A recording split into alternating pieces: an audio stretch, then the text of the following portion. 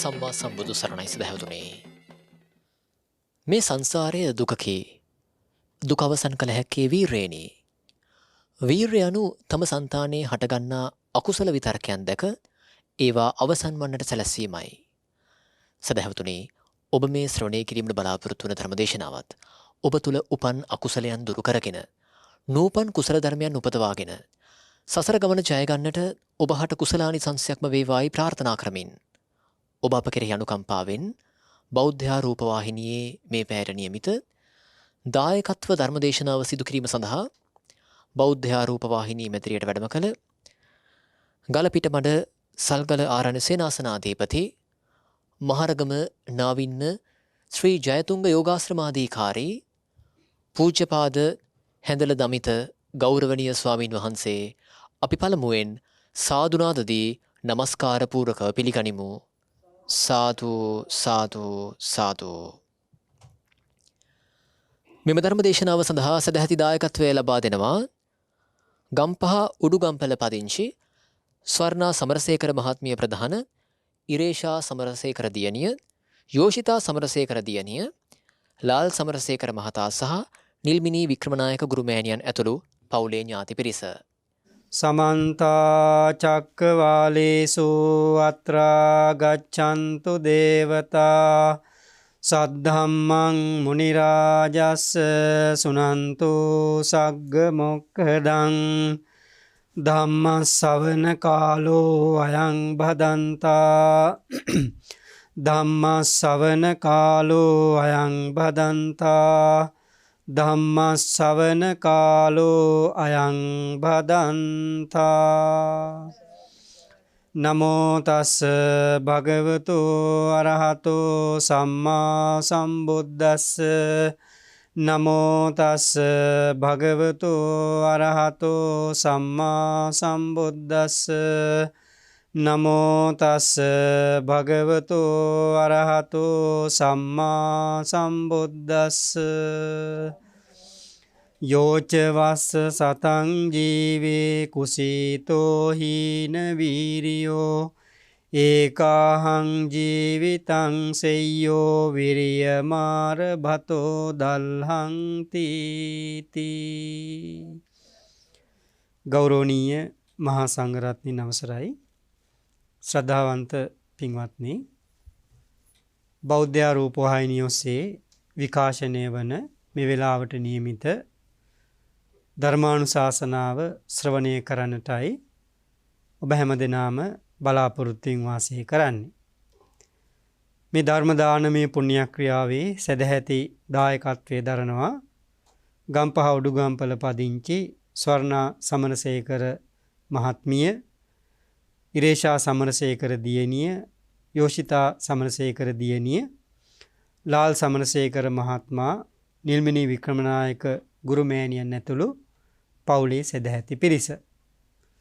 ශ්‍රද්ධාවන්ත පින්වතුනි, මේ ලෝකේ අවිද්‍යාව නැමැති අන්ධකාරය නිසා ඊටමත් කලාතුරකින් දුර්ලභව ලබන වටිනා මනුෂ්‍ය ජීවිතය අර්ථ ශූන්‍ය ජීවිතයක් බවට පත් කරගෙන නැවත දුගතිය කරා ගමන් කරන, ඒ වගේම නැවත මනුෂ්‍ය ලෝකයට මේ සුගතියට එන පිරිස කවදත් අඩු වෙනවා. ඒකට හේතුව තමයි පින්තුනි, අවිද්‍යාව දුරු කරගන්න, ප්‍රඥාව දියුණු කරගන්න, ඒ සඳහා නුවණින් තමන්ගේ ජීවිතය මෙහෙවන්න බොහෝ දෙනෙකුට හැකියාවක් නැතිකම නිසා. බුදුරජාණන් වහන්සේ නම මේ ලෝකෙට පහළ වෙලා මේ ලෝක සත්වයාට කාලේ වැලිතලාවෙන් වැහිලා තියෙන සත්‍ය අවබෝධ කරගෙන අවිද්‍යාව වෙනුවට විද්‍යාව නැත්නම් අවබෝධය ඇති කරවන්න, අවිද්‍යාව අඳුර දුරු කරන්න ප්‍රඥාව නැමැති ආලෝකය පහළ කරවන්නට තමන් වහන්සේගේ මුළු ජීවිත කාලයම කැප කරලා දෙවි මිනිසුන් සහිත ලෝකයාට මේ ධර්ම මාර්ගය කියලා දුන්නා. ඔබ අපි හැමදෙනාටම ඒ දුර්ලභව ලැබිච්ච වටිනා මනුෂ්‍ය ජීවිතයේ පිනතුනි ඊටාම ස්වල්ප කාලයක් පවතින එකක්. බුදුරජාණන් වහන්සේ දේශනා කළේ අප්පමිදම් භික්කවේ මනුස්සානං ආයෝ කියලා මහණෙනි මිනිසාගේ ආයුෂ ඉතාමත් අල්පයි, කෙටි, ස්වල්පයයි. අපි කාටවත් පින්නතුනි අපි ජීවත් වෙච්ච කාලය මෙච්චරක් කියලා කියන්න පුළුවන් වුණාට තව කොච්චර කාලයක් ජීවත් වෙන්න තියෙනවද කියලා අපි කාටවත් කියන්න බෑ. ඒ නිසා නියමයක් නැහැ. අපි හැම කෙනෙක්ම වයසට ගිහිල්ලා ලෙඩ වෙලා අවුරුදු 120ක්ම ඉඳලා මැරෙන්න ඕනි කියලා. ඉපදිච්ච දවසේ ඉඳලා නෙමෙයි මව් කුස පිළිසිඳ ගත්ත දවසේ ඉඳලා ඕනෑම අවස්ථාවක මරණය අපි කරා පැමිණෙන්න පුළුවන්කම තියෙනවා. අන්න ඒ නිසා පින්නතුනි අපි දැන්ම වීරිය කරන්න ඕනේ, උත්සාහවන්ත වෙන්න ඕනේ මේ ලැබිච්ච වටිනා මනුෂ්‍ය ජීවිතය සුරක්ෂිත කරගන්න, ආරක්ෂා කරගන්න. ඒ සුරක්ෂිත කරගන්නවා, ආරක්ෂා කරගන්නවා කියලා කියන්නේ වයසට එන්නේ නැතුව, ලෙඩ වෙන්නේ නැතුව, මැරෙන්නේ නැතුව පරිස්සම් කරගන්න නෙමෙයි.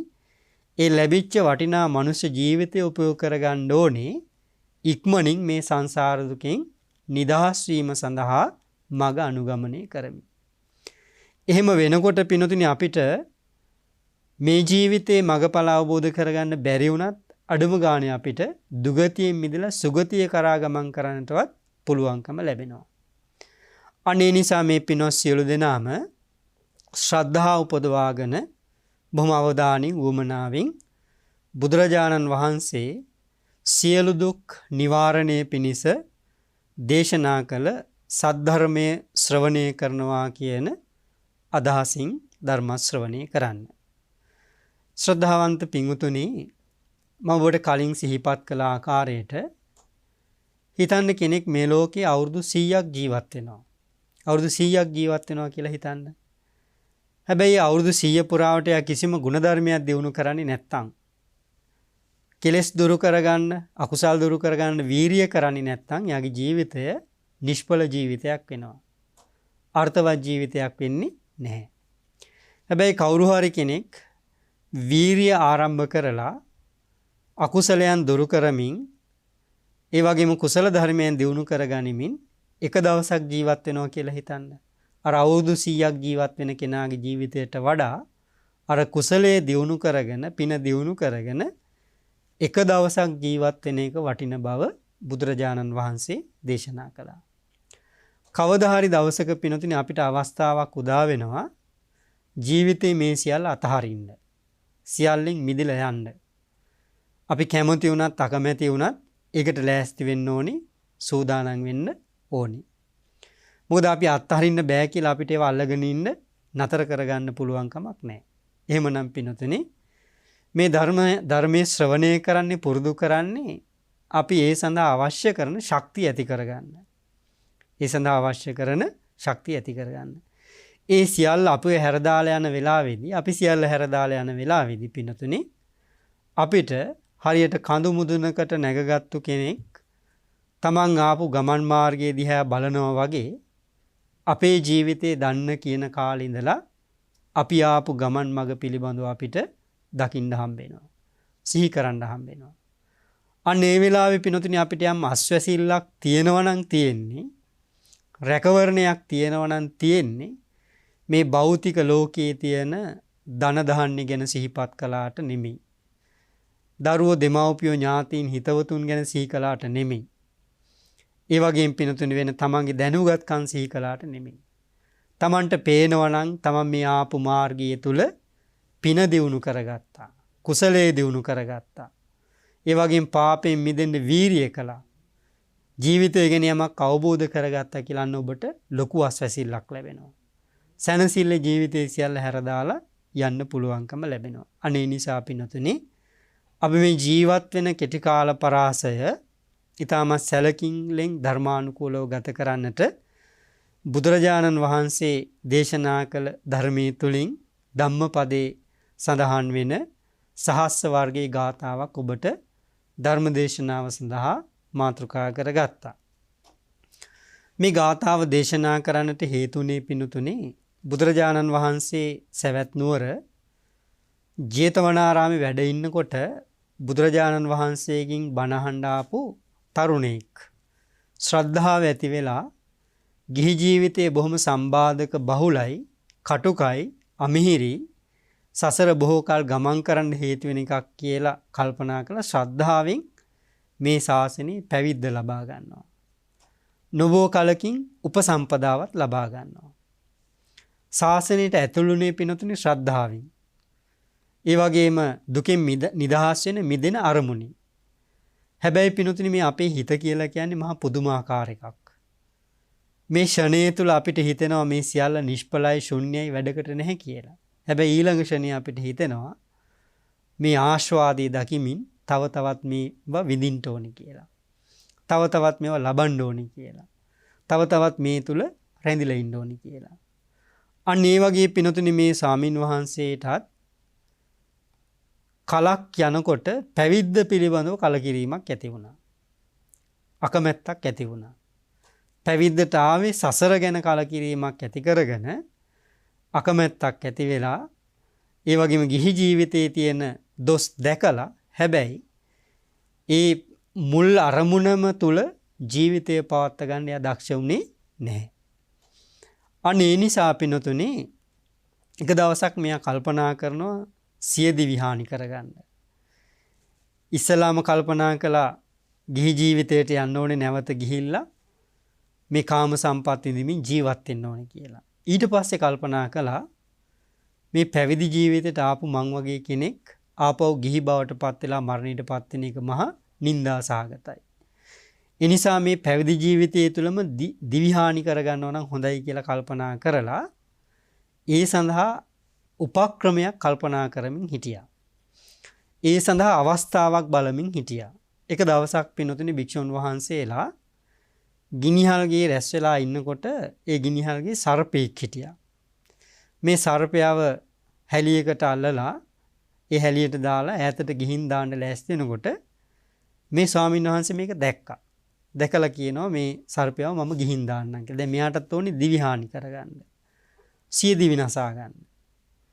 ඊළඟට පිනතුනේ සර්පයාත් අරගෙන ඈත කැලේකට ගිහිල්ලා සර්පයාව අල්ලනවා අත දාලා. මොකද සර්පයා දෂ්ට කරලා මැරෙන්නේ. හැබැයි සර්පයා දෂ්ට කරන්නේ නැහැ. මොනවා කළා සර්පයා දෂ්ට කළේ නැහැ. ඊළඟට සර්පයා අතහැරලා එනවා. ඇවිල්ලා අර ස්වාමීන් වහන්සේලාට කියනවා සර්පයා දෂ්ට කළේ නැහැ කියලා. ඒ සර්පයා දෂ්ට කළේ නැහැ. මම උත්සාහ කළා මෙහෙම සර්පයා දෂ්ට කරගන්න දෂ්ට කළේ නැහැ කියලා. ඊට පස්සේ පින්නතුනේ ඔහොම ටික දවසක් ඉන්නකොට විහාරයට ආව කරණවැමි කොණ්ඩේ කපන කෙනෙක්. දැන් එයා ඇවිල්ලා ස්වාමීන් වහන්සේලාගේ කෙස් රැවුළු බාන්න ලෑස්ති වෙනවා. එක දැලි පිහියක් අරගෙන කෙස් රැවුළු බාන අතරේ තව දැලි පිහියක් බිම තිබුණා. මේ දැලි පිහිය දැකලා දැන් මේක තමයි හොඳම අවස්ථාව කියලා බලන්න පිනතුනේ කෙනෙකුගේ ජීවිතේ පරිවර්තනයක් දැන් එකපාරටම අපිට මේ කතාව පටන් ගන්නකොට හිතෙනවා මෙයා මහා අවාසනාවන්ත කෙනෙක් කියලා. හැබැයි මේ වීරිය කියන එක මේ මනසේ පරිවර්තනය කියන එක පිනතුනේ වෙන්න ෂණයයි ගත වෙලා යන්නේ. වීරියත් එක්ක ඒක අපිට හිතා ගන්න බැරි විදියට වෙනස් වෙන්න පුළුවන්කම තියෙනවා. ඊළඟට දැලි පිහියත් අරගෙන කවුරුත් නැති තැනකට ගිහිල්ලා බෙල්ලට තියාගත්ත දැන් ජීවිතේ විනාශ කරගන්න. බෙල්ලට තියාගෙන ඉන්නකොටම මෙයාට කල්පනා වුණා මතක් වුණා මම මේ ශාසනයට ආවේ බොහොම ශ්‍රද්ධාවෙන් දුකෙන් නිදහස් වෙන්න තමයි. ඊළඟට මෙච්චර කාලයක් මම බොහොම පිරිසිදුව සීලය ආරක්ෂා කළා. සීලය දියුණු කරගත්තා. ඒ වගේම පව් කළේ නැහැ. එතකොට පින්නතුනේ ඔබ දන්නවා සීලය ගැන මෙනෙහි කරන එක භාවනාවක් වෙනවා. සීලානුස්සති භාවනාව. මේ තුල පින්නතුනේ මෙයාගේ සිත එකඟ වෙනවා දැන්. සීලානුස්සතිය තමන්ගේ සීලය ගැන සිහි කරනකොට මේ මැරෙන්න බෙල්ල කපා ගන්න යන කෙනා. ඒකට සූදානම් වෙච්ච කෙනා. එතකොට පින්නතුනේ ඒත් එක්ක මෙයාගේ සිතත් කයත් දෙකම සංසිඳෙනවා. එතකොට භාවනා ආරමුණ දියුණු වෙලා සිත සමාහිත වෙනකොට සිත සැහැල්ලු වෙනකොට කයත් සැහැල්ලු වෙනවා. ප්‍රීතියක් හට ගන්නවා.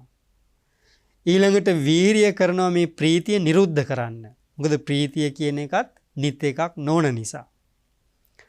ඒ නිරුද්ධ කරන්න උත්සාහ කරනවා ඊටඟට ප්‍රීතිය නිරුද්ධ කරලා මේ ස්කන්ධ ආයතන ධාතු වල තියෙන අනිත්‍ය දුක්ඛ අනාත්ම කියන ත්‍රිලක්ෂණය මෙනෙහි කරනවා විදසුන් වඩනවා. මේ බොහොම කෙටි කාලයක් තුළ මේ සියල්ල සිද්ධ වෙනවා. දැන් අපිට පින්නතුනේ මේ කතාවල් වලින් මේ කාරණා වලින් ගම්මේ වෙන්නේ වීරිය තියෙනවා නම් උත්සාහය උමනාව තියෙනවා නම් කැප වෙනවා නම් අදත් අපිට මගඵල අවබෝධ කරගන්න එක අපහසු දෙයක් වෙන්නේ නැහැ. කරන්න බැරි දෙයක් වෙන්නේ නැහැ.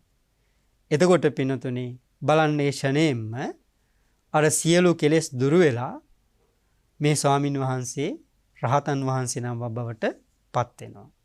නිවන සාක්ෂාත් කරගන්නවා.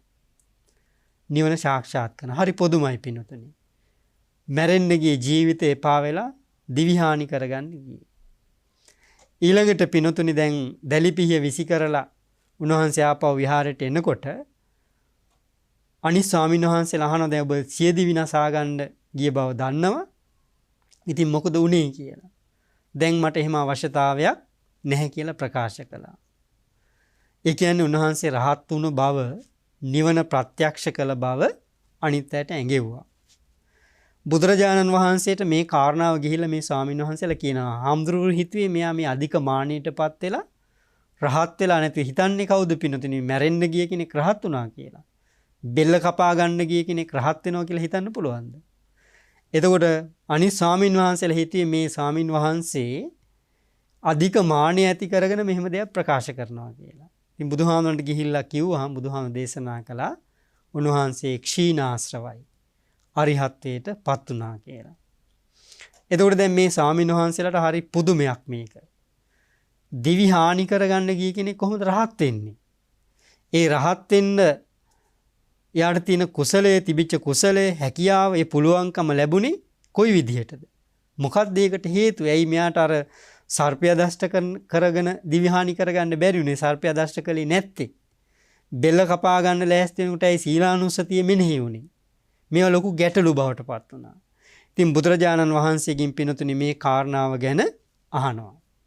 අහනකොට බුදුරජාණන් වහන්සේ පිළිතුරු දෙනවා පිනතුනි අර සියදිවි හානි කරගන්න ගිය මුලින්ම ණයෙකුට කියලා දෂ්ට කරවාගෙන පෙර ජීවිතයක මේ නාගයා වෙලා ඉපදිලා හිටියේ මේ ස්වාමින් වහන්සේගේ 16 එක හේතුවක්.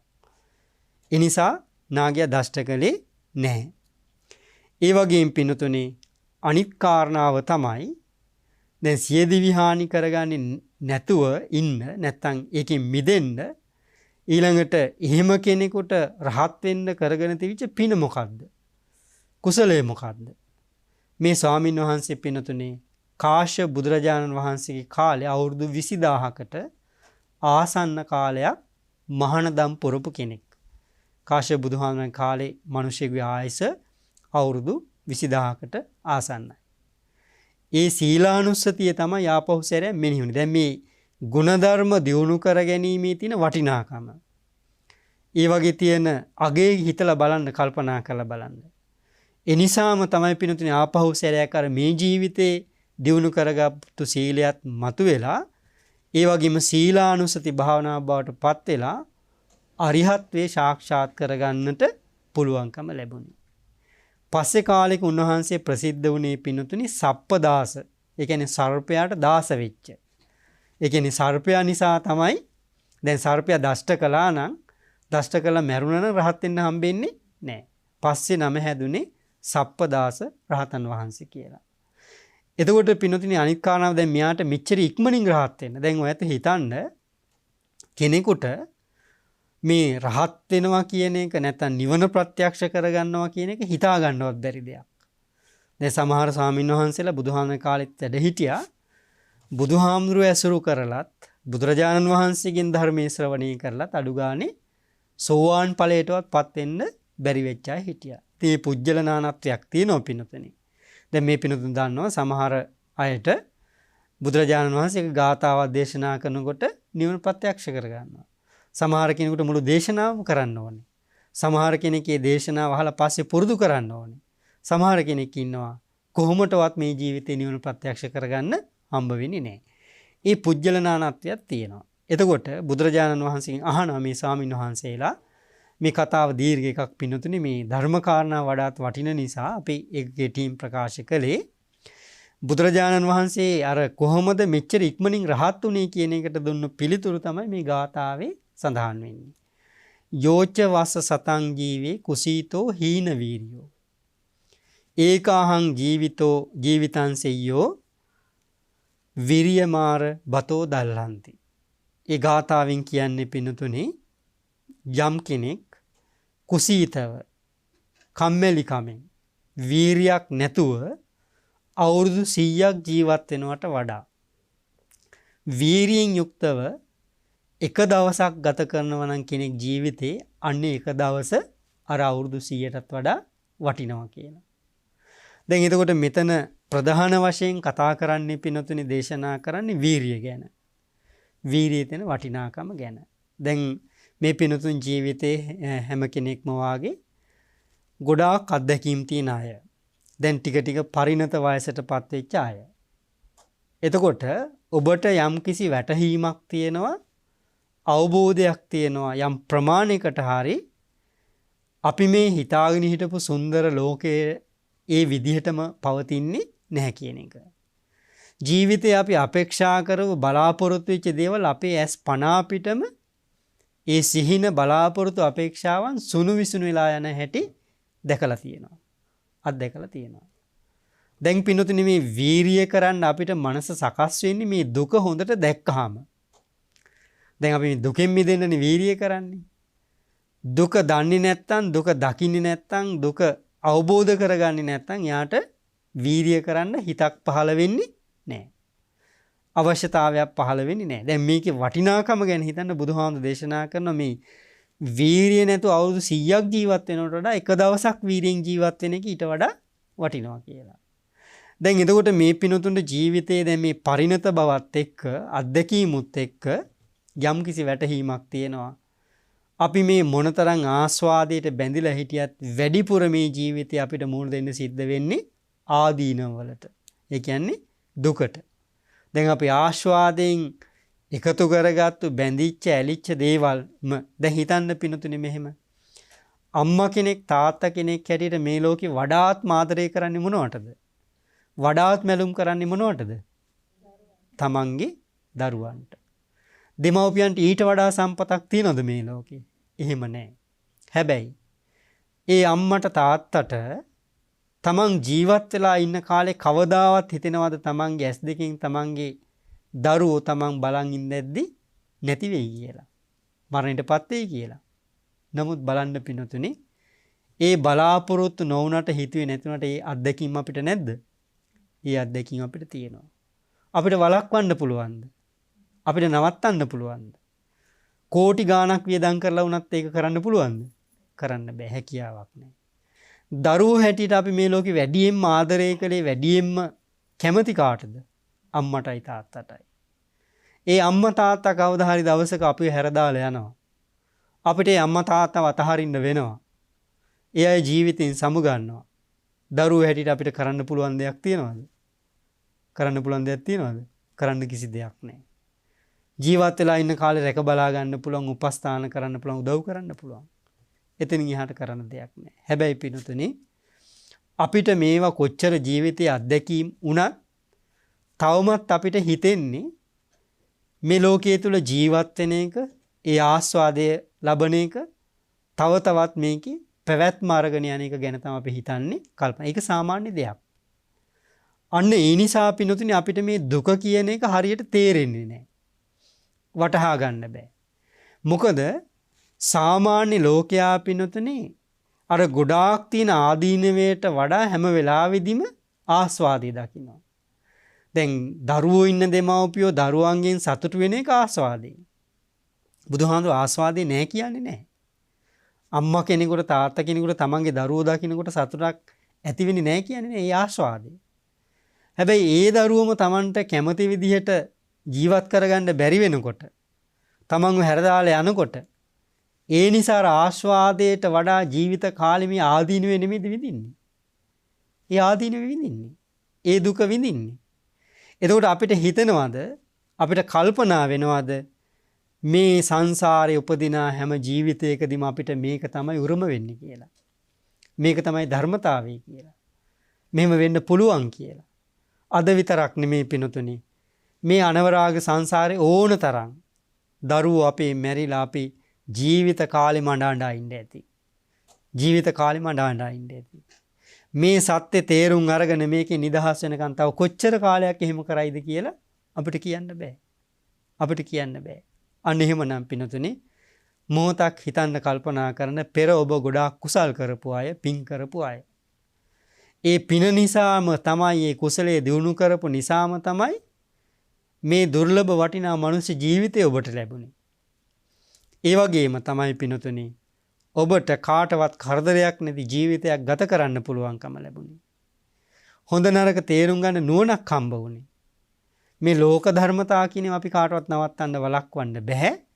ඉතින් මේ පෙර පින නිසා අපිට ලැබිච්ච දුර්ලභ වටිනා මනුෂ්‍ය ජීවිතයේ තුලත් අපිට මේ වගේ අත්දැකීම් නම් ලැබෙන්නේ පිනතුනි. බලන්න මේ සසරේ අපිට රැඳෙන්න තියෙන හේතු මොනවද? ඇලෙන්න තියෙන හේතු මොනවද? ඉන්න තියෙන හේතු මොනවද? බලාගෙන ඉඳද්දිම අපි ආස කරන හැම දෙයක්ම නැති වෙනවා. හැම දෙයක්ම වෙනස් වෙලා යනවා. හැම දෙයක්ම විනාශ වෙලා යනවා. දැන් ඔබට හිතන්න ඔබවම උපමාවට අරගෙන. දැන් අපි අපේ තරුණකමට, අපේ ජවයට, අපේ ශක්තියට අපි හරි කැමතියි. තරුණ වයසේ අපි කවුරුත් හිතනවා අපිට කරන්න බැරි දෙයක් නැහැ කියලා. හැබැයි පිනතුනි ඒ තරුණකම, ඒ යෞවනකම අපිට රැක ගන්න පුළුවන්ද? ඒකෙන් අපි කොච්චර ආස්වාදයක් වින්දාද? හැබැයි 40 අවුරුදු 45 50 වෙනකොට ඒ ආස්වාදයේ වෙනුවට ආදීන වෙනෙමෙද විඳින්න වෙන්නේ. ටික ටික අපි ජරාවටපත් වෙනවා. ටික ටික දිරනවා. ටික ටික වයසට යනවා. ටිකෙන් ටික. ජීවිතේ පිනතුනේ අපි ඕන තරම් මේ ලෝකේ උපදින අය මැරෙනවා දැකලා තියෙනවා. අසනීප වෙලා මැරෙනවා, අඩු වයසින් මැරෙනවා, අවශ්‍ය ගෙවලා මැරෙනවා. හැබැයි පිනතුනේ අපිට සිහිපත් වෙන්නේ නැහැ අපිටත් ඒ ඉරණම කොයි වෙලාවෙ හරි ඇති වෙනවා කියලා. බලන්න පිනතුනේ. සියල්ල නිමයි. මේ ලෝකෙට එනකොට අපි කිසි දෙයක් අරගෙන ආවේ නැහැ. අරගෙන ආවේ පෙර රැස් කරගත්තු කර්මවල විපාක ටික විතරයි. මේ ලෝකෙට ආවට පස්සේ තමයි අපිට අම්මා කෙනෙක්, තාත්තා කෙනෙක්, සහෝදරයෝ, නෑදෑයෝ, ස්වාමියා, භාර්යාව මේ ලෝකේ තියෙන දේවල් ඔක්කොම අපි අල්ලගන්නේ. එතකොට මේ ලෝකෙන් යනකොට ඒ කවුරුත් අපිත් එක්ක ඉන්නේ නෑ. ඒ කිසි දෙයක් අපිට අරන් යන්න බෑ. ඒ අරන් යන්නේ මේ ජීවත් වෙලා ඉන්න කාලය තුල රැස් කරගන්න කර්මවල විපාක ටික විතරයි. විපාක ටික විතරයි. දැන් මේ මනුෂ්‍ය ලෝකයේ සුගතිය කියන මනුෂ්‍ය ලෝකයේ ඉපදිලා පෙරපින් නිසා අපිට ඒ වගේ දුක්ඛදායක අත්දැකීම් නම් තියෙන්නේ. ඒ වගේ දේවල් වලට නම් මුහුණ දෙන්න සිද්ධ වෙන්නේ. මේ අවස්ථාව මගහැරිලා හිතන්න බැරි වෙලාවත් අපි නිරේට වැටෙනවා කියලා. නිරේ උපදින්න උනොත් කොහොමද? තිරිසන් ලෝකෙ උපදින්න උනොත් කොහොමද? പ്രേත ලෝකෙ උපදින්න උනොත් කොහොමද? හිතන්න, කල්පනා කරන්න පින්නතුනි. අපිට මොනවා තිබුණත් ඒ කර්ම විපාක වලින් ගැලවෙන්න බේරෙන්නත් කාටවත් පුළුවන්කමක් නැහැ.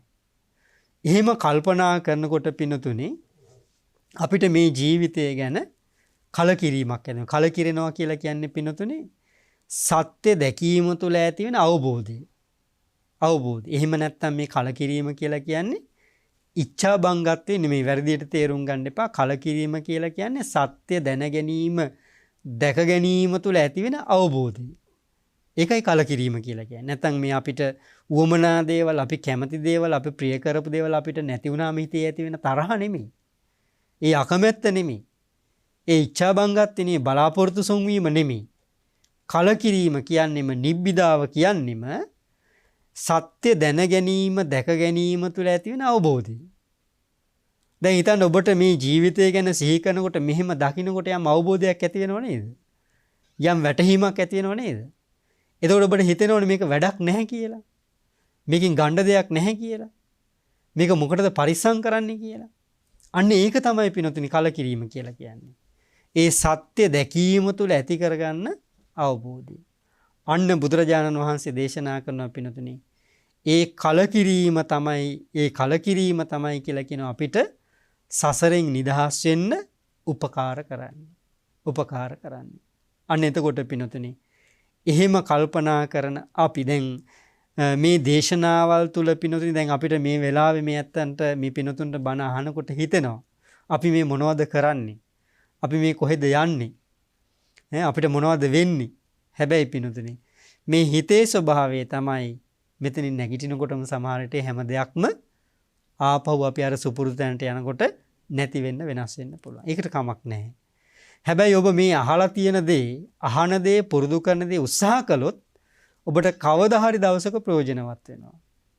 දැන් බලන්න අර ස්වාමින් වහන්සේ අවුරුදු 20000ක් කල්ප ගානකට කලින් මහානදම් පොරොපු එකේ විපාකය, ඒ ශක්තිය අර සියදිවි හානි කරගන්න ගිය වෙලාවේ අවදි වෙච්ච හැටි, ඒක විපාක දුන්නු හැටි, ඒ නිසාම දුකෙන් නිදහස් වෙන්න උපකාර කරපු හැටි.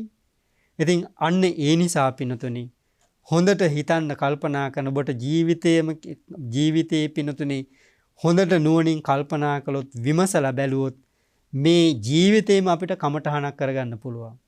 කර්මස්ථානයක් කරගන්න පුළුවන්. දැන් හිතන්න පිනතුනි ජීවිතය අපි දන්න කියන කාලේ ඉඳලා දෙමව්පියොත් අපි උත්සාහ කළා. අපිත් උත්සාහ කළා හොඳට ඉගෙන ගන්න, හොඳ රැකියාවක් කරන්න, පිට රට යන්න, හොඳට සල්ලි හම්බ කරන්න. ඒවා අවශ්‍යයි, අවශ්‍ය නැහැ කියනව නෙමෙයි. නමුත් ඔබ හිතනවාද අපි නතර වෙන දවසක් තියෙනවා කියලා? අපි නතර වෙන දවසක් තියෙනවා කියලා? දැන් අපිට මේ හිතන්න අපිට මේ මහන්සියලා කැප වෙලා මේ ලෝකේ අපි ධනවත්ම පුජ්‍යලයා බවට පත් වෙනවා. ධනවත්ම කෙනා බවට පත් වෙනවා කියලා. එයත් නතර වෙයිද දැන් මම ලෝකේ පළවෙනි ධනවතා දැන් මට මොන තරම් ධනෙ තියෙන දැන් මට ඇති කියලා නතර වෙයිද? තෘප්තිමත් වෙයිද ඒකින්? නැහැ, නතර වෙන්නේ නැහැ. එහෙනම් මොනවද පින්නතුනි අපි මේ සැපයි කියලා හොයාගෙන යන්නේ? සතුටයි කියලා මේ මොනවද හොයාගෙන යන්නේ? මම මේ කියන්නේ පින්නතුනි ධාර්මිකව සල්ලි හම්බ කරන්න එපා කියන එක නෙමෙයි. බුදුරජාණන් වහන්සේ එහෙම දේශනා කරන්නේ නැහැ. හැබැයි තේරුම් ගන්න සැප කියන එක තියෙන්නේ, සැනසෙල්ල කියන එක තියෙන්නේ ධනෙ තුල, ඒ වගේම බාහිර වස්තු වල, බාහිර භවභෝග සම්පත් වල නෙමෙයි. ඒක තමා තුළම ඇති කරගන්න උවමනා එකක්. ඇසුරු කරන්න, පරිහරණය කරන්න. හැබැයි කවදා හරි අපිට නයිස් ක්‍රම් මේව අතහරින්න වෙනවා. ඒ අතහරින මානසිකත්වය ඔබ දැන් ගොඩනගා ගන්න ඕනේ. ඒක හදා ගන්න ඕනේ. ඒවා එම තිබිච්ච දේ. ඒවා අවශ්‍ය වෙලාවට පින්දහම් කරනවා, අවශ්‍ය අයට පරිත්‍යාග කරනවා, ඒ වගේන් Taman සෝසේ ජීවත් වෙනවා. ඒවා තියෙන එක නෙමෙයි ප්‍රශ්නේ. හැබැයි ඔබ තේරුම් ගන්න මේවා මොනවා තිබුණත් මට වයසට යන්නකින් බේරෙන්න බෑ. ලෙඩ වෙන එකකින් බේරෙන්න බෑ. මරණයෙන් බේරෙන්න බෑ. ඒක දැනගන්න. ඒක තේරුම් ගන්න. ඔක්කොම දාලා යනවා. අරන් යන්නේ මේ ජීවත් වෙලා ඉන්න කෙටි කාලය තුල රැස් කරගන්න කර්ම ටික. එතකොට පින්නතුනි ඔබ අර ජීවත් වෙන්න වීර්යය කරනවා වගේම ඊට වඩා කැප වෙනවා. එයා කල්පනා කරනවා, හිතනවා, මෙනෙහි කරනවා. දැන් මේ මෙතනින් අපි මරණයටපත් වෙලා මීටත් වඩා සැප තියෙන තැනකට ගියත් පටන් ගන්න මේ ටිකම තමයි. බුදුහාමුදුරු දේශනා කරනවානේ පින්නතුනි අපි නැවත මනුෂ්‍ය ලෝකෙ උපදින්න ප්‍රාර්ථනා කරනවා මීට වඩා උසස් තැන්වල, මීට වඩා සැප ඇති තැන්වල. හැබැයි මේ ප්‍රාර්ථනා කරන ඔබ හිතනද සැපක් කියලා? නෑ. මේ ටිකම නම් ආය හම්බ වෙන්නේ වෙනස් විදිහකට. ඒ ප්‍රාර්ථනා කරන්නේ දුකමයි. මනුෂ්‍ය ලෝකේ නැතුව හිතනවා මීට වඩා හොඳයිනේ දිවි ලෝකයකට යන්න තියෙනවා නම්. ආයුෂත් වැඩි, කම්සැප වැඩි. හැබැයි මේ ප්‍රාර්ථනා කරන්නේ දුකමයි. මොකද ඒ සසර. බුදුරජාණන් වහන්සේ කොයි වෙලාවකවත් ඒකයි පිනතුනේ සසර මොහොතකටවත් වර්ණනා කරන්නේ නැත්තේ. ඉතින් මෙහෙම නුවණින් මෙනෙහි කරන කල්පනා කරන කෙනා දැන් ජීවිතය ඔබ අප්‍රමාණ පිං රැස් කරගෙන තියෙන වෙන්න පුළුවන්. ගොඩාක් පරිත්‍යාග කරලා තියෙන වෙන්න පුළුවන්. පින් දහම් කරලා තියෙන වෙන්න පුළුවන්. ඒ වගේම සීල් සමාදන් වෙලා තියෙන වෙන්න පුළුවන්. හැබැයි පිනතුනේ ඒ මොනව තිබුණත් ඔබ හිතන්න එපා මේ දුක අවසන් වෙන්න ඒක ප්‍රමාණවත් වෙයි කියලා. මේකෙන් මිදෙන්න ඒක ප්‍රමාණවත් වෙයි කියලා. ඒවා අපිට උපදි විපාක සංසාරෙදි හම්බෙන එක වෙනම දෙයක්. කම්සප හම්බෙන එක වෙනම දෙයක්. සැප විපාක ලැබෙන එක වෙනම දෙයක්. හැබැයි ඒකට නෙමෙයි ඇලුම් කරන්න ඕනේ. ඔබ උත්සාහ කරන්න ඕනේ. වීරිය කරන්න ඕනේ හැම පිනක්ම මට තෘෂ්ණාව දුරු කරගන්න, තණ්හාව දුරු කරගන්න, ඇලීම දුරු කරගන්න, ලෝභකම දුරු කරගන්න, ද්වේෂය දුරු කරගන්න, මෝහය මුලාව දුරු කරගන්න උපකාර වේවා කියන අදහස ඇති කරගෙන තමයි අපි මේ වගේ නිරත වෙන්න ඕනේ. මොකද ඒ පින කොච්චර දියුණු කරගත්තත් ඒවා උපකාර වෙනවා මේ ගමනට. හැබැයි ඒ නිසාම අපි දුකෙන් මිදෙන්නේ නැහැ. ඒ නිසාම දුකෙන් මිදෙන්නේ නැහැ. එහෙනම් ඔබට වෙනවා ඔබේ හිත හදාගන්න හිතන්න පින්නතුනි ඉදිරියේ ලොකු අනතුරක් අපිට තියෙනවා. දැන් අපි ලෑස්ති වෙනවනේ හැම දෙයකටම. දැන් අපි ලෝක ජීවත් වෙනකොට මේ සල්ලි හම්බ කරලා සල්ලි අරන් තියන්නේ බැංකුවල දාන්නේ රක්ෂණය කරගන්නේ මොකටද? කරදරයක් වුණාම අපිට උදව්වක් වෙනවා නිසා. ඒ නිසා අපිට ඊට වඩා භයානක අනතුරක් තියෙනවා. කොයි මොහොතක හරි මොන රක්ෂණ තිබුණත් බැංකුවේ කෝටි ගාණක් තිබුණත් කොයි වෙලාවෙ මේක නතර වෙයිද කියලා කියන්න බෑ. මාරයා කොයි වෙලාවෙ දැහැගනීද කියලා කියන්න බෑ. එතකොට ඔබ හිත හදාගෙන තියෙන්න ඕනේ. මොකද මේ වෙලාවේදී අපිට හිත හදා ගන්නවා කියන එක ලේසි නෑ. දැන් පුරුදු කරගත්තේ නැත්තම්, දැන් මේක දැක්කේ නැත්තම්, වටහා ගත්තේ නැත්තම්, අවබෝධ කරගත්තේ නැත්තම්, අන්න ඒ නිසා පින්නතුනේ පුරුදු වෙන්න හිතන්න මේ ජීවිතේ වටින්නේ අපි මෙච්චර කාල ජීවත් වුණා කියලා මේ ජීවත් වෙච්ච කාලේ වීරියෙන් යුක්තව අකුසල් දුරු කරන්න මහන්සි වුණා නම්, ඒ වගේම කුසලයේ දියුණු කරගන්න මහන්සි වුණා නම් ඒක තමයි වටින්නේ. ඒක තමයි වටින්නේ. ඉතින් බුදුරජාණන් වහන්සේ පින්වතුනි අපිට පෙන්වලා දෙන්නේ ඔබට මේ සසර ස්වභාවය ගැන මේ ජීවිතයේ තියෙන දුක් දුම්නස් ගැන සිහි කරනකොට කලකිරීමක් ඇති වෙනවා, අවබෝධයක් ඇති වෙනවා, යම් වැටහීමක් ඇති වෙනවා. මේ සංසාරය කියලා කියන්නේ භයානක එකක්. දුක් සහිත එකක්. මේකෙන් නිදහස් වෙන එක මිදෙන එකම තමයි හොඳ කියලා අදහසක් ඇති වෙනවා. අන්න එතකොට ඔබට ඒ උවමනාව ඇති වෙනකොට තමයි ඔබ හොයන්නේ, කල්පනා කරන්නේ, විමර්ශනය කරන්නේ කොහොමද මේකෙන් ගැලවෙන්නේ? කොහොමද මේකෙන් නිදහස් වෙන්නේ? සත්‍ය නොදන්නාකම නිසා, ඇත්ත නොදන්නාකම නිසා බුදුරජාණන් වහන්සේ අපිට දේශනා කරනවා සබ්බේ සංඛාර අනිච්චාති. හැම දෙයක්ම අනිත්‍යයි, නැසෙනවා, විනාශ වෙනවා කියලා. හැබැයි අපි ඒක හිතන්නේ නැහැ. අපි ඒක කල්පනා කරන්නේ නැහැ. බුදුරජාණන් වහන්සේ දේශනා කරන සබ්බේ ධම්මා අනාත්තාති. සියලු ධර්මතාවයන් අනාත්මයි, ස්ථිර පැවැත්මක් නැහැ. ඒවා පාලනය කරන්න බෑ, හසුරවන්න බෑ. හැබැයි අපි හිතනවා ඒවා පවතින දේවල් ආත්මයි කියලා. එතකොට මේ සත්‍ය නොදන්නකම පින්නතුනේ, ඒ අවිද්‍යාව නිසා අපි තව පින්නතුනේ සංසාරේ ගමන් කරන්න අවශ්‍ය කර්ම තමයි රැස් කරන්නේ. තව තවත් මේ දුකටම අවශ්‍ය කරන කර්ම තමයි රැස් කරන්නේ.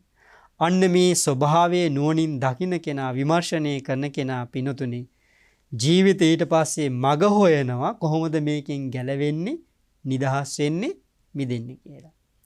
එතකොට බුදුරජාණන් වහන්සේ අපිට මේ ලෝකයේ පින්නතුනේ කිසිම දර්ශනයක, මතවාදයක, ආගමක නැති න්‍යායක් පෙන්වලා දුන්නා. න්‍යායක්. ඒකට කියනවා ආර්ය න්‍යාය කියලා. පටිච්ච සමුප්පාදය කියලා කියනවා. හේතුව තියෙන තාක්කල් ඵලය තියෙනවා. හේතුව නිරුද්ධ වුණාම ඵලය නිරුද්ධ වෙනවා. එතකොට දැන් බුදුරජාණන් වහන්සේ දේශනා කළේ දුක කියලා කියන්නේ ඵලය. දුක ඵලය. හේතුව මොකද්ද? තෘෂ්ණාව. දුක්ඛ සමුදය කියන්නේ තණ්හාව. අල්ලගත්තු එක, ආසා කරන එක. දැන් ඔබට තේරෙනවද? වටහා ගන්න පුළුවන්ද? දැන් දුක කියන්නේ ඵලය. ඒ දුකට හේතුව වෙන්නේ තණ්හාව, ආසාව. ඒක තේරුම් ගන්න පුළුවන්ද? දැන් තණ්හාවක් නොවන නම්, ආසාවක් නොවන නම්, අල්ල ගැනීමක් තිබුණේ නැත්නම් අපිට දුකක් කියලා දෙයක් ඇති වෙයිද? දැන් හිතන්න, දැන් මේ අපි පින්නතුනේ මේ ජීවිතේ වෙන දේවල් තුලින්ම ධර්මයේ තේරුම් ගන්න ඕනේ. දැන් අම්මා කෙනෙකුට තමන්ගේ දරුවෙක් නැති වුනහම සිහි කරන හැම වෙලාවෙදී මේ යථාර්ථයට එනකන් මහ වේදනාවක් තියෙන්නේ. මහ දුකක් තියෙන්නේ. මතක් කර කර, සිහි කර කර අඬනවා, වැළපෙනවා, දොඩනවා, හිතවත් කෙනෙක් හම්බුණත්, නෑදෑයෙක් හම්බුණත්, කවුරු හම්බුණත්. ඇයි ඒ වෙන්නේ? ඒ දරුවා කෙරෙහි තිබිච්ච බැඳීම. ඒ තෘෂ්ණාවේ ලෝභකම.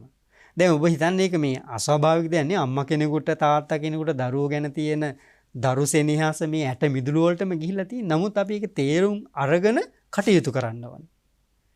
තේරුම් අරගෙන කටයුතු කරන්න ඕනේ. මොකද අපිට හැමදාම අඬ ඉන්න බෑ. අපිට හැමදාම ශෝක වෙවි ඉන්න බෑ. මොකද පින්නතුනේ අපිට මේ ශෝක වෙවි ඉඳලා කවදා හරි අපිට අවස්ථාවක් ලැබෙන්නේ මේ සංසාරයෙන් නිදහස් වෙන්න අවශ්‍ය දේවල් ටික කරගන්න එක. මොකද පින්නතුනේ ඒ වේදනාබර හිතට අර යථාර්ථයේ කාවද්ද ගන්නවා කියන එක ලේසි වෙන්නේ නැහැ. දැන් හිතන්නට ඕනේ එහෙමනම් තණ්හාව නිසා කොහොමද දුක හටගන්නේ? දැන් මේ ලෝකේ තවත් අම්මලාට ඒ වගේ දරුවෝ නැති වෙනවා. දරුවන්ට අම්මලා නැති වෙනවා. දැන් මේ ලෝකේ වෙන අම්මලා තාත්තලා මරුණා අපි අඬනවද? වැළපෙනවද? දුක් වෙනවද? මේ ලෝකේ අම්මලා තාත්තලාගේ වෙනත් අම්මලාගේ තාත්තලාගේ දරුවෝ නැති වුනහම අපි දුක් වෙනවද? මේ කියන අම්මා තාත්තා දුක් වෙනවද? කනගාටු වෙනවද? නෑ. ඇයි ඒ? හේතුව මොකද්ද? ඒ මගේ කවුරුවත් නෙමෙයි. ඒ මගේ දරුවෙක් නෙමෙයි. ඒ මගේ අම්මා තාත්තා නෙමෙයි. තේරෙනවද දුක කියන එක හටගන්නේ කොතනින්ද කියලා? වටහා ගන්න පුළුවන්ද? එතකොට පින්නතුනි බලන්න මගේ කියලා ඒ අයිතිවාසිකම ගත්ත ආසාවෙන් බැඳිච්ච ගමන් අන්න දුක කියන එක හට ගන්නවා. මගේ නෙමෙයි නම් දුකක් නැහැ. අල්ලගත්තේ නැත්නම් ආසා කළේ නැත්නම් තෘෂ්ණාවක් නැත්නම් දුකක් හටගන්නේ නැහැ කොයි විදිහකටවත්. දැන් එතකොට පින්නතුනි එහෙමනම් ඔබට වටහා ගන්න පුළුවන් මේ තෘෂ්ණාව කියන හේතුව තියෙන තාක්කල් දුක කියන ඵලය ඇති වෙනවා. දැන් මේවා කියනවා තරම් පින්නතුනි ජීවිතේ ප්‍රායෝගිකව පුරුදු කරන එක ලේසි නොවෙන්න පුළුවන්. නමුත් ඔබ තේරුම් ගන්න කොයි හරි අවස්ථාවක් ඔබට ලැබෙන්න පුළුවන් මේවා ආවර්ජනා කරන්න. මේව මතක් කරගන්න. ජීවිතේ ඔබ වැටෙනකොට වේදනාවල් හිතට ඇති වෙනකොට ජීවිතේ මෙන්න මේ වගේ එකක් කියන එක අර ඉච්ඡා බංගත්වයට පත් වෙන්නේ නැතුව මේකෙන් ගොඩ යන්න, මේකෙන් මිදෙන්න, අකුසල් පැත්තට යන්න නැතුව කුසලයේ පැත්තට යන්න වීරිය කරන්න මේවා ලොකු උපකාරයක් වෙන්න පුළුවන්. එතකොට එහෙමනම් පින්නතුනේ හේතුව තියෙන තාක්කල් ඵලය තියෙනවා. එතකොට දුක ඵලය හේතුව තෘෂ්ණාව. එහෙනම් තෘෂ්ණාව නැති කළා නම් දුක නැති වෙන එක තමයි දුක්ඛ නිරෝධේ නිවන කියලා කියන්නේ.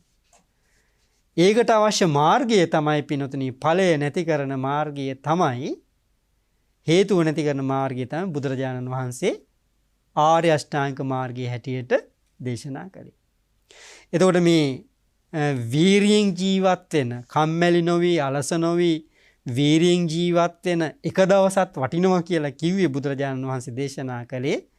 බලන්න අර ස්වාමින් වහන්සේගේ අර පැවිදි වෙලා හිටපු කාලයත් එක්ක අර එක දවස අර වීරිය කරපු වෙලාව කොච්චර වටින එකක් වුණාද? තමන්ගේ මුළු සංසාරේ හැම දුකක්ම නැති කරන අවස්ථාවක් බවට පත් වුණානේ. එතකොට මේ වීරිය කියන එක පිනොතින් නොඑක් විදිහට බුදුරජාණන් වහන්සේ නොඑක් ආකාරයෙන් විග්‍රහ කරනවා. දැන් අපි ශ්‍රද්ධාව තියෙන කෙනා සිල් රකින්නත් වීරියක් තියෙනෝනේ. වීරියෙන් යුක්තව ඒක කරන්නේ. දන් දෙන්නත් වීරියක් තියෙනෝනේ යම් ප්‍රමාණයකට. පින් කරන්නත් වීරියක් තියෙනෝනේ. ඒ වගේම ප්‍රධානව බුදුරජාණන් වහන්සේ දේශනා කළේ නිරන්තරයෙන් මේ අනිත්‍ය දේ අනිත්‍ය වශයෙන් දකින්න අපිට අවස්ථාව ලැබෙන්නේ නැත්තේ. දුක ඒ විදිහට දකින්න අවස්ථාව ලැබෙන්නේ නැත්තේ. අනාත්මයේ විදිහට දකින්න අපිට අවස්ථාව ලැබෙන්නේ නැත්තේ. ආත්මයි කියලා අපි දකින්නේ නිරන්තරයෙන්ම පින්නතුනේ අපේ සිත තුළ මේ යථාර්ථය දකින්න උවමනා කරන ඒ වටපිටාව සකස් වෙලා නැතිකම නිසා. ඒ කියන්නේ පින්නතුනේ නිරන්තරයෙන් අපේ සිතේ අකුසල් හට ගන්නවා. සිත වික්ෂිප්ත වෙනවා. නැති අකුසලුත් ඇති වෙනවා. තියෙන අකුසල් වැඩි වෙනවා. එතකොට පින්නතුනේ එහෙනම් අවශ්‍ය කරන්නේ තියෙන කුසලයේ වැඩි කරගන්න.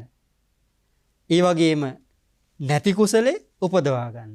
අකුසල් කියලා කියන්නේ යමක් ලෝභයත් හෝ ද්වේෂයක් හෝ මෝහයක් මුල් කරගෙන කතා කරන හිතන කරන දේවල් වලට කියනවා අකුසල් කියලා. ඒකට කියනවා අකුසල මූල තමයි ලෝභයයි ද්වේෂයයි මෝහයයි. කුසලය කියලා කියනවා අපි කතා කරන හිතන කරන ක්‍රියාවේ තුල අලෝභයෙන් අද්වේෂයෙන් අමෝහයෙන් නම් ඒක කරන්නේ ඒකට අපි කියනවා කුසලය කියලා. කුසලය කියලා. එතකොට පින්නතුනි එහෙමනම් අපි වීරිය කරන්න ඕනේ අර අකුසලයේ දුරු කරන්න. හිතන්න ලෝභය, ද්වේෂය, මෝහය ක්‍රියාත්මක වෙනකොට ඒක බහුල වශයෙන් තදින් කාවැදිලා තියෙනකොට අපිට මේ සත්‍ය දකින්න අවස්ථාවක් ලැබෙන්නේ නැහැ. එතකොට පින්නතුනි එහෙනම් වීරිය කරනවා මනස සිහින් යුක්තව සිහි කල්පනාවෙන් ඔබට මම ඒ නිසා යෝජනා කරන ඔබ සිල් රකින්නවා වගේ පින් කරනවා වගේ ඔබ නිරන්තරයෙන් පන්සිල් රකින්නවා වගේ පුරුදු වෙන්න පින්නතුනි මේ භාවනාවකට. අනිවාර්යෙන් ඔබට සුදුසු විදිහකට සරලව හරි අඩුම ගානේ දිනපතා නිින්දට යන්න කලින්වත් විනාඩි කිහිපයක් හරි අද දවසේ මම මොනවද කිරුවේ කියලාවත් හිතන්න පුරුදු වෙන්න. එතකොට පින්නතුනි ඒ සිහිය දියුණු කර ගන්නකොට අපිට ලෝභය, ද්වේෂය, මෝහය කියන එක අකුසල් කියලා තේරුම් ගන්නවා. එතකොට ඒවා ඇති වෙන්න හදනකොටම අපි නවත්ත ගන්නවා. ඇති වෙලා තියෙනවා නම් කියන්නේ නූපන්න අකුසල් නූපදවනවා කියන්නේ ලෝභය ඇති වෙන්න කලින් ඇති නොවෙන්න වැඩ කටයුතු කරගන්නවා. ද්වේෂය ඇති වෙන්න කලින් වැඩ කටයුතු කරගන්න ඇති නොවෙන්න. ඇති වෙලා තියෙනනේ ප්‍රහාණය කරන්න ඒකේ දොස් දැකලා වීරිය කරනවා. ඊළඟට කුසලය නූපන් කුසලයේ උපදවා ගන්න මේ ලෝභයක් ද්වේෂයක් මෝහයක් ඇති වෙන්න පුළුවන් ඒක ඇති නොවෙන්න මම ජීවිතේ කටයුතු හදා ගන්නවා. ඇති වෙලා තියෙනනේ ඒවා නැති කරගන්න මම කටයුතු කරනවා. එතකොට බලන්න පිනතුන් යාගේ හිතින් මේ අකුසල් දුර වෙනකොට කුසලයේ දියුණු වෙනකොට ලෝභයනි දුර වෙන්නේ, ද්වේෂයනි දුර වෙන්නේ, මෝහයයි දුර වෙන්නේ. එතකොට පිනතුන් යන්නේ යාගේ මනස මනස සිහියෙන් යුක්තව සිත පවතිනකොට මේ අර කියපු විදිහට අනිත්‍ය කියන එක යා දකිනවා. නැත්තම් පිනතුනි මේ හැම තිස්සෙම අපිට පේන්න තියෙන එක අකේ හැට පේන්නේ නැති වුණාට මනසින් දකින්න පුළුවන්. මේ අපේ කය වගේම හිතත් ෂණයක් පාසා ඇති වෙලා නිරුද්ධ වෙලා යනවා. ඒකයි හැමදේම අනිත්‍යයි කියලා දේශනා කළේ. ඊළඟට මේ අනිත්‍ය නිසාම තමයි මේක දුකක් වෙන්නේ. ඒ දුක නිසාම පිනතුනි ඒක අනාත්මයි. ඒ කියන්නේ මේ කිසි දෙයක කතෘ කෙනෙක් නැහැ, කරන කෙනෙක් නැහැ, කරන දේවල් තිබ්බට. එහෙමනම් අපිට පුළුවන් නවත්ත ගන්න. නවත්තන්න බැරි ඒකයි. මේ සිද්ධ වෙන දේවල්. අන්න එතකොට පිනතුනි වැටහීම ඇති වෙනකොට ටිකෙන් ටික පිනතුනි එයාගේ සිත ඒ තුල හික්මෙනකොට සමාහිත වෙනකොට අන්න යාට පහළ වෙනවා පිනතුනි යථා භූත ඥාන දර්ශනය කියන එක. ඇත්ත ඇති හැටියෙන් දකිනවා. අපි කොහොම අල්ලගෙන හිටියත් කොහොම හිතාගෙන හිටියත් මේ ඔක්කොම ක්ෂණයක් පාසා ඇති වෙලා නැති වෙලා යන දේවල්. ඒක පහළ වෙනකොට අන්න බුදුරජාණන් වහන්සේ දේශනා කළා යථා භූත ඥාන දර්ශන නිසා තමයි කලකිරීම කියන එක ඇති වෙන්නේ. දැන් ඔබ අපි කලින් හිතන කලකිරීම නෙමෙයි. එහෙමනම් යථා භූත ඥාන දර්ශනය ඕනේ එකට මොන හරි නැති වුණා ඒකට කලකිරෙනවා. මේ කලකිරීම කියන්නේ ඇත්ත ඇති සැටියෙන් දැකීම නිසා ඇති කරගන්න අවබෝධය වැටහීම. ඒ කලකිරීම නිසා තමයි කියලා කියනවා නොඇලීනි විරාගය ඇති කරගන්නේ. මොකද අපි ඇලුනොත් තමයි බැඳුනොත් තමයි තණ්හාව ඇතිනොත් තමයි මේ දුක දිගට යන්නේ දුක පවතින්නේ. ඒ නිසා අපි නොතින යථා භූත ඥාන දර්ශනයත් එක්ක කලකිරීම ඇති නොයා කිසි දෙයකට ඇලෙන්නේ නැහැ. නොඇලී ඉන්න උත්සාහ කරනවා වීර්යය කරනවා. විරාගය. ඒක තමයි කියනවා විමුක්තිය. කිසි දෙයකට ඇලෙන්නේ නැහැ කියලා කියන්නේ ඇලිච්ච හැමදේම අයින් කරනවා කියලා කියන්නේ ආපහු පින්නොතින් අපි මව කුසකට යන්නේ නැහැ. නිවන ප්‍රත්‍යක්ෂ කරගන්නවා. එතකොට ආයේ කවදාවත් අපි අඬන්නේ නැහැ. ආයේ වැළපෙන්නේ නැහැ. දුක් වෙන්නේ නැහැ. වද වේදනාව වෙන්නේ නැහැ. ඒ නිසා බුදුරජාණන් වහන්සේගේ ශ්‍රාවකයෝ හැටියට බලන්න අවුරුදු 100ක් අපි මේ වීරිය කරන්නේ නැතුව සසරෙන් මිදෙන්න ජීවත් වෙනවට වඩා එක දවසක් මේ සඳහා වීරිය කළ ජීවත් වෙන කීට වඩා වටිනවා කියලා බුදුරජාණන් වහන්සේ දේශනා කළා. මේ ස්වාමීන් වහන්සේගේ ජීවිතය තුළින් මේ සප්පදාසක රහතන් වහන්සේගේ ජීවිතය තුළින් අපිට ඒක මනාව ප්‍රත්‍යක්ෂ වෙනවා. ඒ නිසා ඔබ පුළුවන් තරම් ගුණධර්ම දියුණු කරගන්න, ඒවටම අවධානය යොමු කරන්න. ඔබ ජීවිතේ බොහෝ අත්දැකීම් තියෙන හැටියට එහෙමනම් පින්නතුනේ මේ රැස් කරගත්තු ධර්ම දේශනාමය ධර්ම දානමය උදාර කුසලය අපි හැම දිනාටම වීරිය දියුණු කරගෙන අකුසල් දුරු කරලා කුසල් දියුණු කරගෙන සංසාර දුකෙන් නිදහස් වෙන්නම උපකාර වේවා කියන ප්‍රාර්ථනාව ඇති කරගන්න.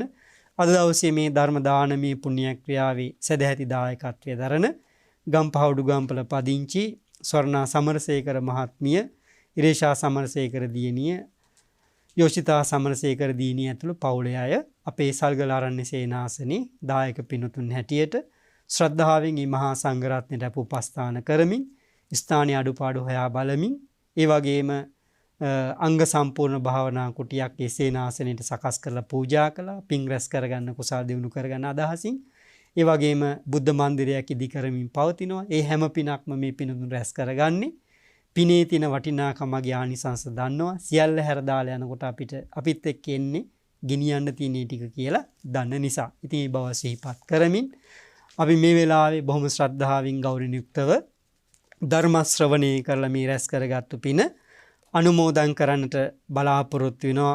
ඒ වගේම අරමුණු හැටියට තබා ගන්නවා.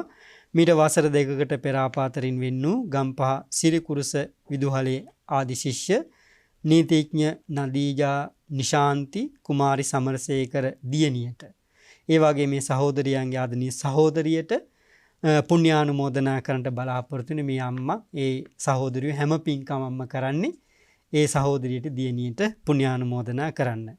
ඒ වගේම ආදරණීය ස්වාමි පුරුෂයා වන ලීලානන්ද සමරසේකර මහත්මයාට ඒ පියාණන්ට පුණ්‍යානුමෝදනා කරන්න.